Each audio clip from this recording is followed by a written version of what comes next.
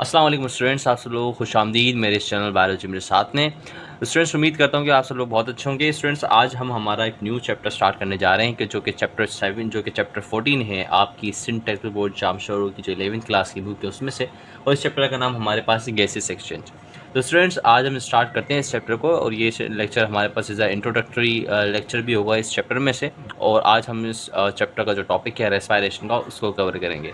तो students, start करते हैं बिना कोई टाइम ज़ाया किए। तो चलिए स्टार्ट करते हैं। स्टूडेंट्स, जैसा कि आप सब लोगों को पता है कि जब हम बात करते हैं रेस्पायरेशन की, तो बच्चों रेस्पायरेशन एक कौन सा प्रोसेस होता है? ये फिजियोलॉजिकल प्रोसेस है। एक तो हम हमने जो बायो एनर्जेटिक्स पढ़ा था उसके अंदर हमने एक और उधर भी हम समझ चुके थे actually what is the respiration. उधर हमने रेस्पायरेशन के बारे में एक फंडामेंटल कॉन्सेप्ट को भी समझा था। लेकिन जब हम गैसेस एक्सचेंज में आते हैं तो इधर भी हम रेस्पायरेशन को समझते हैं, लेकिन इधर जो रेस्पायरेशन होता है ना वो फिजियोलॉजिकल प्रोसेस के नज़रिए से समझाया जाता है। अगर हम रेस्पायरेशन को डिफ़ाइन करना चाहें, अगर हम जनरली डिफ़ाइन करना चाहें कि व्हाट इज़ रेस्पायरेशन, तो जनरली अगर अगर हम एक डेफिनेशन लिखते हैं तो उसमें हम कुछ ऐसे भी लिख सकते हैं कि the process of supplying the body with oxygen and removing carbon dioxide known as the respiration. ये आपकी जनरल डेफिनेशन हो गई।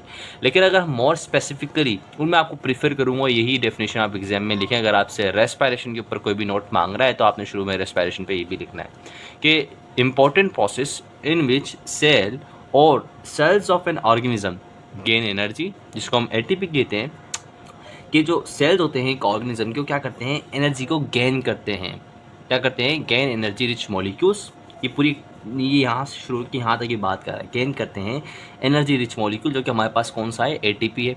Bye oxidizing food molecule. अब ये ऑक्सीडाइजिंग की इधर बात अगर हम समझते हैं इस डेफिनेशन को देखते हुए, तो हमें सबसे पहले केमिकली इसको समझना पड़ेगा बच्चों कि ये ऑक्सीडाइजिंग का मतलब क्या होता है। देखिए, ऑक्सीडाइजिंग का केमिस्ट्री के अंदर दो मतलब होते हैं, या तो रिमूवल ऑफ हाइड्रोजन आयन या तो एडिशन ऑफ ऑक्सीजन। तो बच्चों, इधर जो होती है वो एडिशन होती है। उस एडिशन के नतीजे में हम क्या करते हैं? एक फूड मॉलिक्यूल की ब्रेक डाउन करते हैं, और ब्रेक डाउन करने के नतीजे में जो हमें एनर्जी मिलती है उसको हम एटीपी कह देते हैं बच्चों। अब वो होती कैसे केमिकली, इसको हम ज़रा समझते हैं बच्चों। इधर हमारे पास एक मॉलिक्यूल है। ये जो मॉलिक्यूल है बच्चों, ये हमारे पास फूड मॉलिक्यूल है। हम इधर लिख देते हैं ग्लूकोज। एक्चुअली क्या है बच्चों? ग्लूकोज है। और ये हम कहाँ से हासिल करते हैं बच्चों? ये हमारी हमारी जो न्यूट्रिशन जो होती है, जो हम फूड खाते हैं वहाँ से हम न्यूट्रिशन फूड जो होता है हम उससे इसको हासिल कर लेते हैं। अब ये हमारे पास ग्लूकोज तो बच्चों हमारे पास डाइट से आ गया, फूड से आ गया।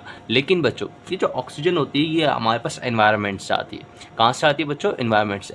अब जब बच्चों ये इस रिएक्शन में शामिल होते हैं, ऑक्सीजन अब इसमें ऐड हो गई, तब ये ऑक्सीजन ऐड होगी तो बच्चों के नतीजे में हमें as a by product carbon dioxide मिलेगी, वाटर मिलेगा और एटीपी मिलेगी। और ये सारा का सारा प्रोसेस, और ये जो एटीपी होगी सेलुलर एनर्जी होगी, जो कि सेल यूटिलाइज कर लेंगे इसको for further process, for their own process actually. तो बच्चों, ये था पूरा थोड़ा सा इसको समझना कि एक्चुअली ऑक्सीडाइजिंग से मतलब क्या था, यानी कि addition of oxygen to break down food molecule to gain energy. देखा, ये इसने एनर्जी गेन करी। यहाँ पे एटीपी हमें एक एज सेलुलर एनर्जी मिल गई, और एटीपी को हम एनर्जी करेंसी भी कहते हैं या सेलुलर एनर्जी करेंसी भी कहते हैं। अच्छा बच्चों, अब ये तो हमें पता चल गया कि ग्लूकोज अब हमारे पास न्यूट्रिशन से आ गई, फूड से अब हमें मिल गई, सही है। लेकिन ये ऑक्सीजन जो हमारे पास है ये एयर से आई। कहाँ से आई बच्चों? एयर से आई। एयर से कैसे आई? वेंटिलेशन के थ्रू आई। अब बच्चों, ये वेंटिलेशन भी एक प्रोसेस होता है, बड़ा काम का प्रोसेस होता है। इसको अगर हम और इस पर और आसानी करूँ मैं आपको समझाने के लिए, वेंटिलेशन को हम बच्चों क्या कह देते हैं? ब्रीथिंग का प्रोसेस कह देते हैं, जिसके नतीजे में जो एक्चुअली किसकी मदद से किया जाता है बच्चों? With the help of lungs. ये होता है किसकी मदद से बच्चों? With the help of lungs की मदद से इसको परफॉर्म किया जाता है।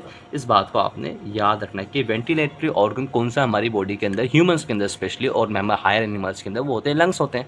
आपको बात पता होगी। अगर इसको बाय डेफिनेशन भी अगर हम इसको डिफाइन करना चाहें तो the movement of air from atmosphere into lungs and back into the atmosphere, this process is called ventilation. Ventilation के थ्रू हम ऑक्सीजन को ऑब्टेन करते हैं। फूड मॉलिक्यूल जो कि ग्लूकोज, उसके साथ इसको हम ऐड करते हैं और ब्रेक डाउन करते हैं। ब्रेक डाउन करने के नतीजे में हमें एक एटीपी एनर्जी भी मिल जाती है, जिसको हम सेलुलर एनर्जी भी कहते हैं। इसी तरीके से मैंने इधर एक वर्ड ब्रेक डाउन का इस्तेमाल किया है।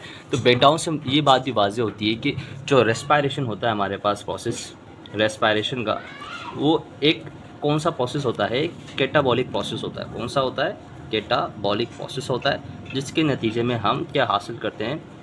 एटीपी को हासिल करते हैं। सिंपली अगर हम इसको ये भी समझें, ये एक आपका एमसीक्यू का पॉइंट होगा, इस बात को समझने के लिए। तो ये था आज हमारा as a introductory lecture about the respiration. अब अगले लेक्चर के अंदर जो हमारे पास आएगा अगला टॉपिक वो आएगा जिसके अंदर हम बात करेंगे रेस्पिरेटरी सरफेस और उसकी कैरेक्टरिस्टिक्स के बारे में भी हम बात करेंगे। अगर यहाँ तक लेक्चर अच्छा लगा हो तो आप इसको शेयर ज़रूर करना